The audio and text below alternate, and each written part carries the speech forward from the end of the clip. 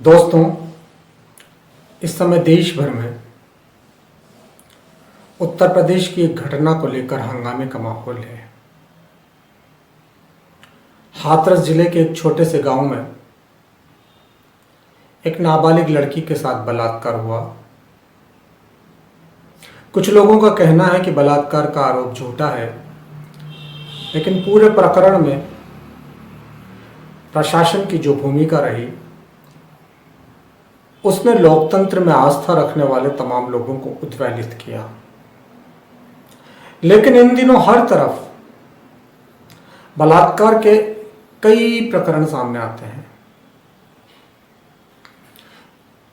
और जिम्मेदार लोगों के जिस तरह के बयान उन बलात्कारों को लेकर आ रहे हैं वो संवेदनशील लोगों को दुखी करते हैं। छत्तीसगढ़ के एक मंत्री ने तो ये कहा कि उत्तर प्रदेश के बलात्कार का किस्सा छत्तीसगढ़ में हुए बलात्कार से थोड़ा सा बड़ा है। मतलब बलात्कार में एक ऐसी श्रेणी है, कोई बलात्कार किसी दूसरे बलात्कार से छोटा या बड़ा कैसे हो सकता है। एक और जगह किसी छोटी बच्ची के साथ बलात्कार हुआ और उसको जस्टिफाई करते हुए कहा गया कि वो जो भी संबंध था, वो जो भी प्रकरण था, वो आपसी सहमति से हुआ।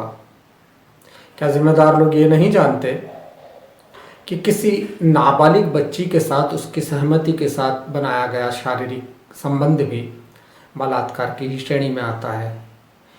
उसे आप तर्कसंगत नहीं ठहरा सकते। जिम्मेदारों की एक ऐसी भूमिका है, आखिर हम उस देश के निवासी हैं जिसने आज से करीब 2500 साल पहले कहा था, यत्र नार्यस्तु पूजन्ते रमन्ते तत्र देवता। हम ये किस तरह की पूजा करना चाहते हैं, या फिर हमारा पूरा का पूरा सामाजिक चरित्र ही पाखंडी हो गया है। मुझे याद है जालंधर की कहानी। जालंधर एक राक्षस था और उस राक्षस को ये वरदान प्राप्त था कि जब तक उसकी पत्नी का सतीत्व खंडित नहीं होता, यानी जब तक वो एकनिष्ठ बनी रहती है, तब तक उसको मारा नहीं जा सकेगा। हम तो जानते हैं, सब जानते हैं कि बुरे लोगों को कोई वरदान मिले, कोई शक्ति मिले तो वो अपनी सामाजिक मर्यादा का अतिक्रमण करने लगते हैं, उल्लंघन करने लगते हैं। यही जालंधर ने भी किया। मजबूरन देवताओं को जालंधर का वध करने के लिए सोचना पड़ा। लेकिन आपको आश्चर्य होगा, जालंधर के लिए नीति क्या बनाई देवताओं ने। एक बड़े देवता ने जालंधर का रूप बनाया, रूप धारण किया और वो उसकी पत्नी के पास गया ताकि उसके साथ संबंध स्थापित कर सके और इस तरह उसके सतीत्व को खंडित कर सके। जब देवताओं का चरित्र ऐसा होगा तो फिर हम राक्षसों के चरित्र से क्या उम्मीद करेंगे। और सतीत्व किसका खंडित हुआ इस पूरे प्रकरण में। अक्सर हम कहते हैं कि फला अपराध में एक नारी का शील भंग किया गया। शील तो अपराधी का भंग होता है, नारी तो धोखे की शिकार हुई, फिर उसका शील भंग कैसे हुआ। सतीत्व जालंधर की पत्नी का कैसे खंडित हुआ। लेकिन देवताओं ने इसके बाद जालंधर को मार दिया। चंद्रमा की कहानी पता है ना आपको। देवगुरु बृहस्पति के यहाँ चंद्रमा गया और उसने देवगुरु की पत्नी से बृहस्पति बनकर ही मुलाकात की।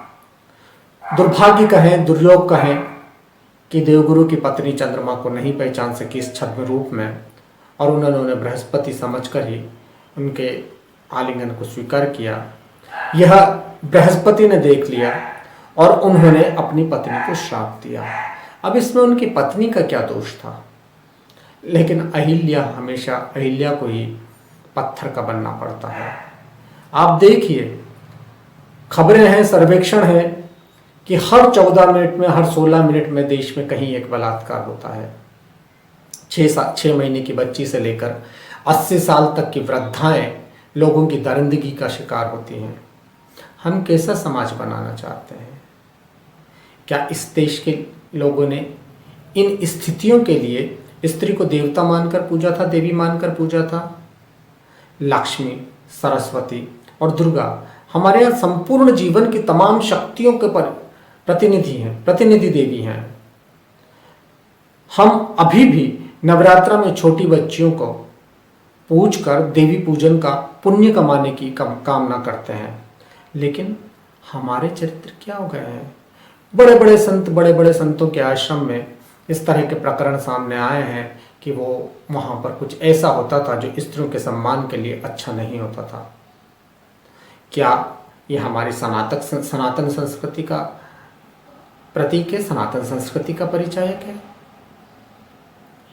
तो फिर हम क्यों नहीं उन लोगों का बहिष्कार करने की कोशिश करते, उन लोगों के बहिष्कार करने का संकल्प करते जो लोग इस तरह के अपराधों को जन्म देते हैं, इस तरह के अपराधों को पोषित करते हैं। मुझे आश्चर्य है। निश्चित रूप से अपराधी को सजा मिलनी चाहिए, निश्चित रूप से किसी निर्दोष को फंसाया नहीं जाना चाहिए, लेकिन आरोपी के पक्ष में हम जातिगत मसले बनाकर अगर खड़े हो जाते हैं तो ये लोकतंत्र की अस्मिता पर प्रश्न चिन्ह लगता है। दोस्तों, ये जो आज़ादी है ना, लंबे संघर्ष के बाद मिली, अनगिन बलिदानों के बाद मिली। लोगों ने न केवल पीठ पर लाठियां खाई हैं, लोगों ने हंसते हंसते फांसी के फंदे को चूमा है। ये भारत माँ हमसे चाहती है कि हम अपने मूल्यों के प्रति संकल्पित रहें, पाखंडी नहीं रहें। बस इतना सही निवेदन है।